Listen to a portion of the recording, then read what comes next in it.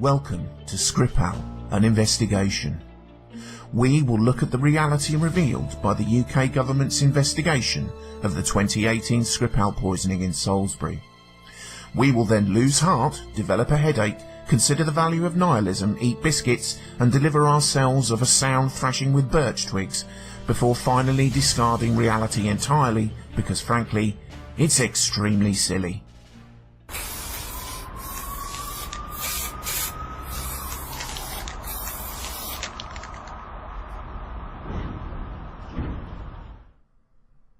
We are so lucky to be living in a dictatorship, sorry, I meant democracy, which values freedom of speech, freedom of expression and evidence-based reasoning.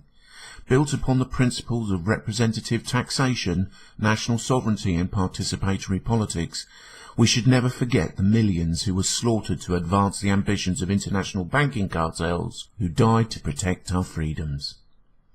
We are all free to express our opinions and question the state without fear or favour. Unless you don't believe the state, in which case you are either a dangerous subversive or lunatic egomaniac whose freedom should be removed because your opinion is anti-democratic and shows a lack of respect for the members of your own family who died to protect the freedom of speech you aren't allowed to exercise because you are suffering from wrongthink.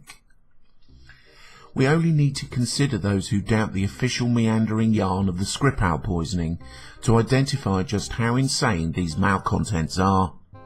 So let's look at the unassailable British government narrative, which, despite being a theory of a Russian conspiracy, is not a conspiracy theory because the evidence to support it is not in doubt.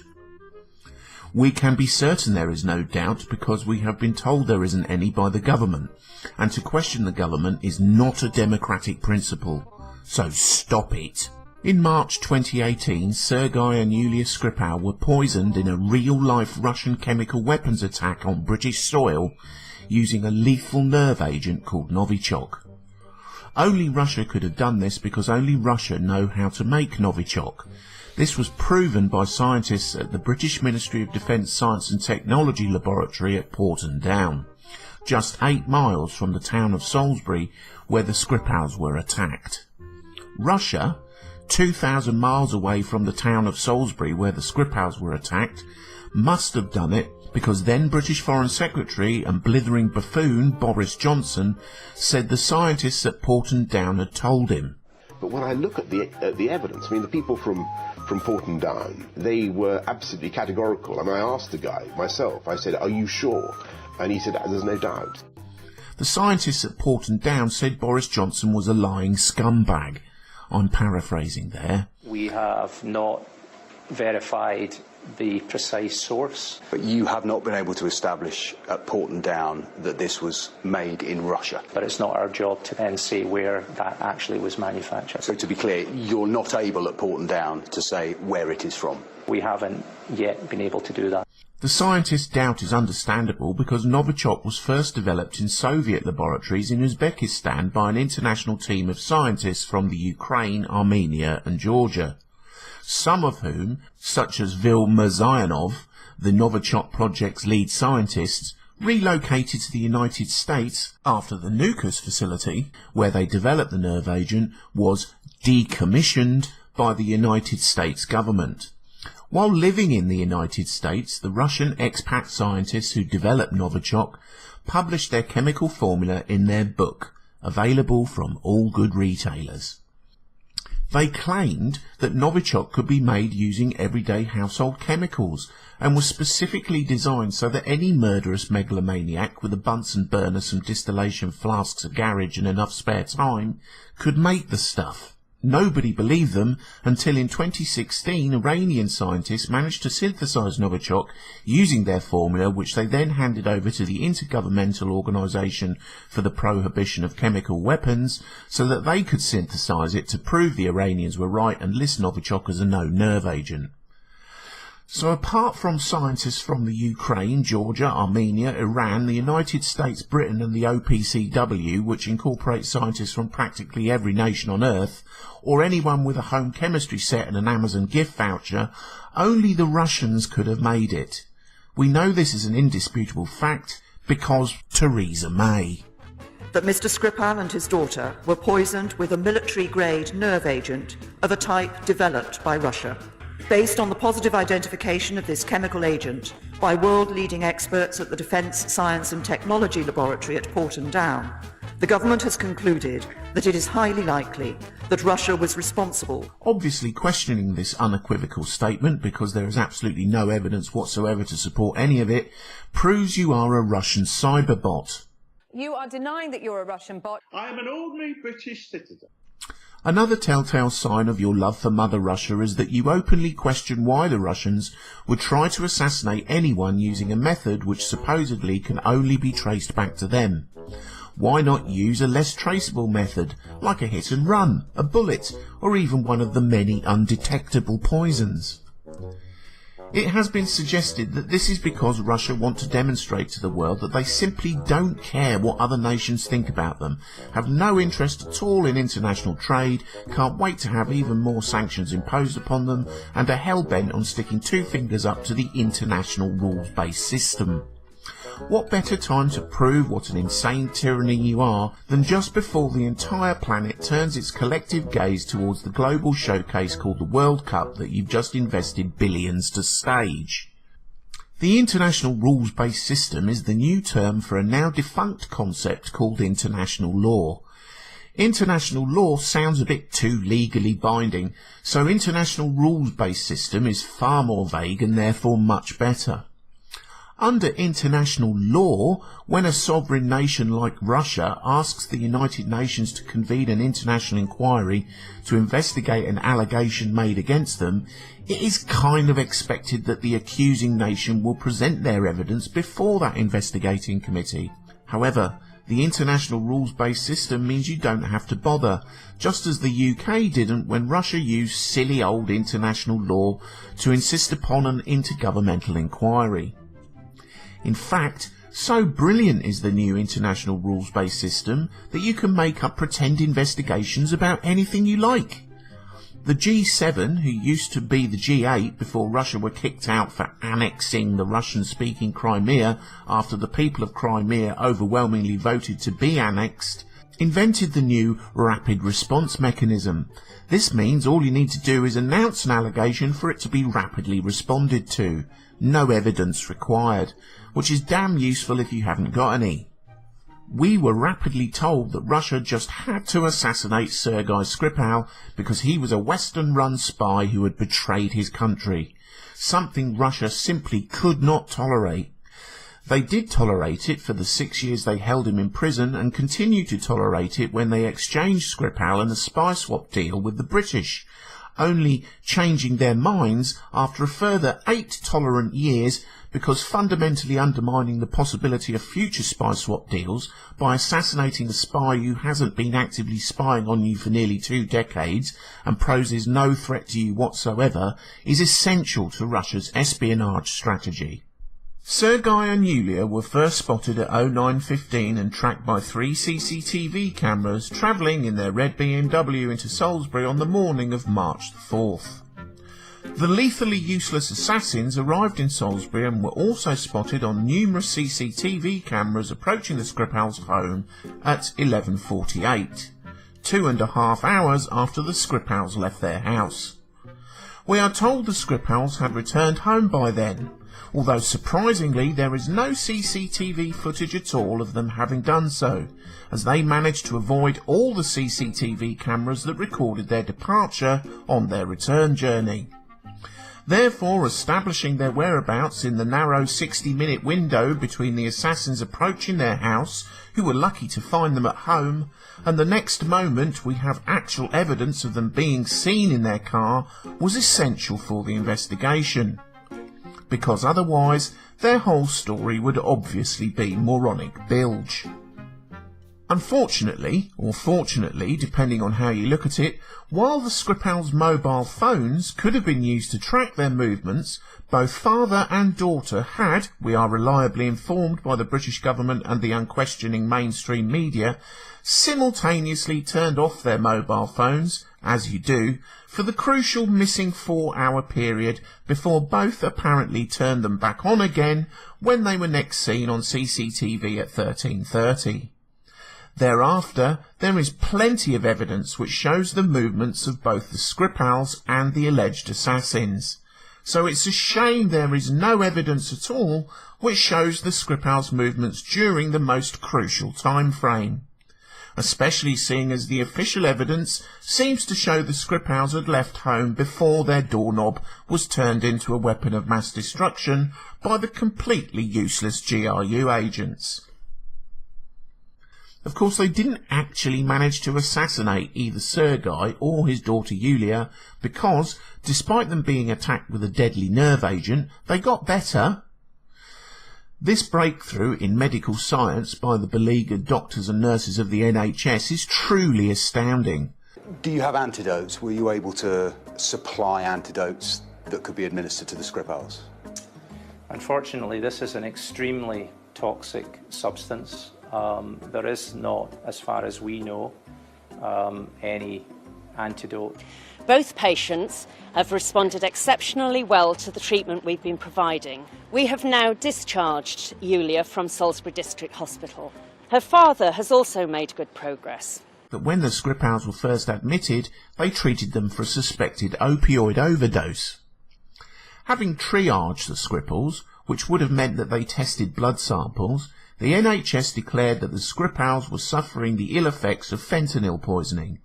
So the ambulance crew, nurses, doctors, porters, cleaners and every other person who came into contact with the Skripals between their simultaneous collapse in Salisbury and their admission to the hospital would not have been aware of the presence of the lethal nerve agent and would not have been using the strict barrier nursing protocols required to handle contaminated patients. Thankfully, not a single one of them even became ill. However, this didn't stop the entirely independent mainstream media from reporting that up to 40 people were contaminated with the lethal substance and admitted for emergency treatment. Dr. Stephen Davis, consultant in emergency medicine at Salisbury NH Trust, took the time to point out that this was complete bollocks. He said, "No member of the public has been contaminated by the agent involved." This lack of an actual nerve agent-related medical emergency was also a common experience for everyone else who had contact with the Skripals that day. The lethal nerve toxin didn't affect any of the people in the streets, shops, pub and restaurant the Skripals visited while they were smeared with the weapon of mass destruction. As the Skripals leisurely sauntered for hours through Salisbury, while they were plastered with a lethal chemical weapon, spreading it liberally on everything they touched or came into contact with, not one single person was affected.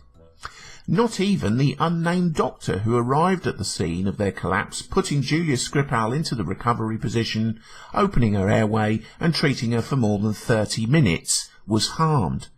She was a bit worried, but said she felt fine, as was the other unnamed person treating Sergei Skripal. It later emerged that this unnamed person was a 16-year-old girl called Abigail McCourt. So impressed was everybody with her quick-thinking response to the chemical weapons attack that a local radio station gave her a bravery award. Abigail took her mum with her to the award ceremony, and it transpired that it was she who had been the first medical professional on the scene of the attempted murder of the British double agent. Had you scoured British medical talent for a year, you couldn't wish to find a more qualified or experienced first responder than Colonel Alison McCourt, the British Army's Chief Nursing Officer, one of the UK's leading experts in military field hospital triage. Thank God she just happened to be strolling through the same park at the same time as Yulia and her military intelligence officer father, the double agent Sergei, were collapsing. Despite knowing nothing about the presence of the deadly nerve agent, neither Abigail nor her mother, Colonel McCourt, were harmed by the chemical weapon. However, that is perhaps understandable, given that the deadly nerve agent can be removed simply by having a quick dab down with baby wipes, according to the official advice of the UK's Chief Medical Officer Sally Davis, who said, "Wash your clothes and wipe down any personal items, shoes and bags with cleansing or baby wipes before disposing of them in the usual way."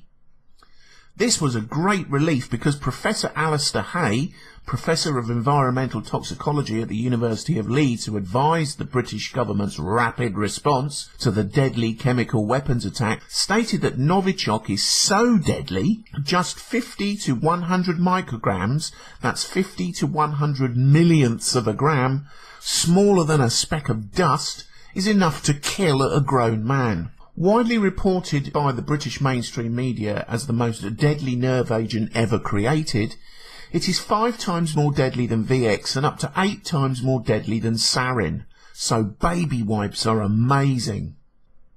Equally amazing is that when police found traces of Novichok in the London hotel room where the alleged hitman stayed during their useless assassination attempt, they reported that it was at levels below that which could cause concern for public health. So much less than 50 micrograms then. A truly remarkable feat of detective work. Silman Mir, the hotel owner, wasn't even told that his hotel could be a chemical weapons site. Nor was there any decontamination procedure, simply visits from detectives who must have been equally confident there was no need for alarm even before they discovered traces of the deadly nerve agent. Fortunately for them, and all the guests who had stayed in the Novichok-infested hotel for the intervening 2 months prior to its discovery, not a single guest, roaming police officer, or member of staff became ill. We can be certain that the Skripals had it on their hands because the highly trained Russian assassins tasked with eliminating them by the evil dictator Vladimir Putin decided that the best way to kill Sergei Skripal was to smear the lethal concoction on the handle of the front door to his house. They must have lacked the tradecraft to put it in his drink, contaminate his food, or actually break into his house. Much better to use the completely haphazard approach and just hope it doesn't get washed off by the rain, kill the postman or a neighbour before it ruthlessly doesn't kill your target. So the deadly assassins decided to walk up the quiet cul-de-sac to the Skripals' home in broad daylight on a clear Sunday afternoon to have a go at assassination using chemical weapons. According to the official narrative, having daubed the virtually useless nerve agent on the door of the Skripals' house, these ruthless hitmen, rather than make their escape, decided to walk back past the train station into the town centre, presumably to do a bit of souvenir shopping, and waited another 90 minutes before casually strolling to the station to catch the train back to London. While biding their time, for some inexplicable reason, in an incredibly dangerous and totally unnecessary manoeuvre, the pair then decided to remove the spray nozzle from the lethal bottle of Novichok before somehow managing to seal it up again inside a cellophane-wrapped perfume gift box, new nozzle added to the presentation set. They were seen carrying a rucksack, so perhaps the cunningly disguised gift set and the cellophane sealing machine, which must have been either battery-powered or complete with its own solar charger, were carried by the assassins this way. Then, having gone to all this trouble, they simply threw the lovely presentation box they had made away in a charity bin behind the Cloisters pub. The failed assassins were then caught on CCTV window shopping at a store called De Walder's. The timestamp on the store's camera placed them at the shop at 13:49. The official investigation timeline has them entering Salisbury train station 2 minutes later.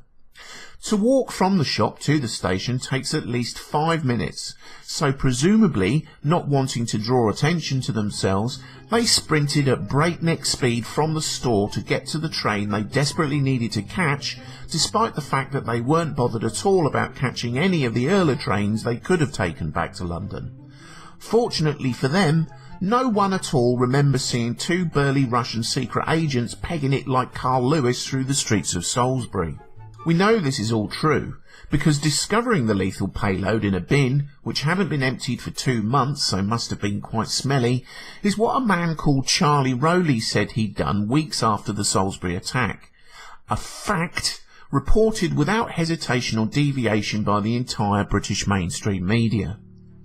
Due to the pristine sealed packaging, Rowley gave it as a gift to his partner Dawn Sturgis. Rowley got the oily substance on his hands when he fitted the new spray nozzle, and Sturgis, thinking it was perfume, sprayed the odourless substance onto her wrists.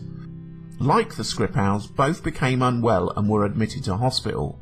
Sadly, Dawn Sturgis passed away on June the 8th, 2018.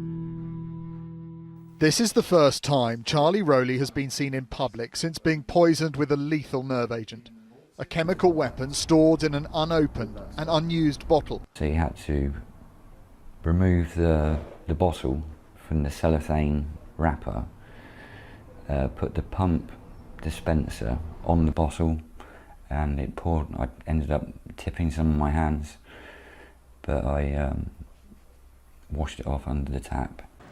He's angry with the assassin who targeted a former Russian spy, but left a city exposed to a chemical threat. Just as in the case of the Skripals, no one thought the pair had been poisoned with a lethal nerve agent when they were initially treated by first responders.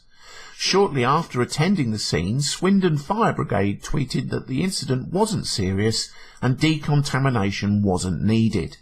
Wiltshire Police were similarly unconcerned and issued warnings about potentially contaminated street drugs, which is all a bit weird given that all services were on a high state of alert following the devastating Salisbury attack.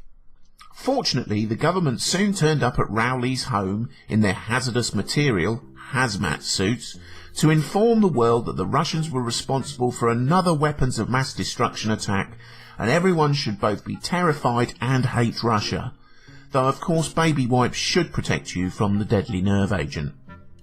Following the brazen Skripal WMD incident, which killed no one at all, the UK government launched an extensive and very well publicised clean-up campaign of Salisbury and the surrounding area. This included a meticulous combing of the city with incredibly sensitive state-of-the-art detection equipment and sniffer dogs. So it certainly came as a surprise when Rowley found a whole bottle of the killer fluid in a bin behind a pub, slap bang in the middle of the decontamination grid a few weeks later. Decontamination procedure requires that you gather information on the nature of the threat and create a sealed decontamination hot zone where only those wearing the appropriate hazmat protections enter or leave. Some of the things you must not do include allowing people not wearing hazmat suits, such as shoppers, police officers, paramedics and council officials with clipboards, young children or generally anyone who doesn't have a barrier between themselves and the lethal weapon of mass destruction, to wander around inside and come and go as they please to and from the hot zone. Sergei and Yulia Skripal's fellow diners from Zizi and the pub nearby have been told to wash their clothes and bags and clean phones and glasses with baby wipes. At the local dry cleaners, Fran is frustrated at the delay in advice. Even today, I've walked in, there's been another cordon.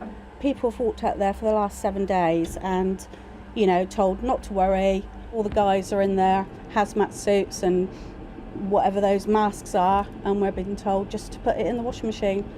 Maintaining the hot zone until decontamination is complete is essential. So if you know two people covered in a chemical weapon have driven a red BMW into the hot zone, sending some blokes wearing high-vis overalls to pick up the lethally contaminated car, put it on the back of a truck and drive it out of the hot zone to dump it in a municipal car pound and leave it there for nearly 2 weeks, thereby exposing more people to the chemical weapon, is not part of normal decontamination procedure. Thankfully, seeing as no one suffered any ill effects whatsoever, none of this really mattered anyway. So even though the British government followed a total of none of the required decontamination response protocols, choosing instead to create a series of isolated photo opportunities for people dressed up like spacemen, the mainstream media in its entirety simply didn't bother to question, or presumably even check, what a response to a real chemical weapons attack should be. Something else they didn't report on was Sergei Skripal's relationship to his MI6 handler Pablo Miller, who recruited him.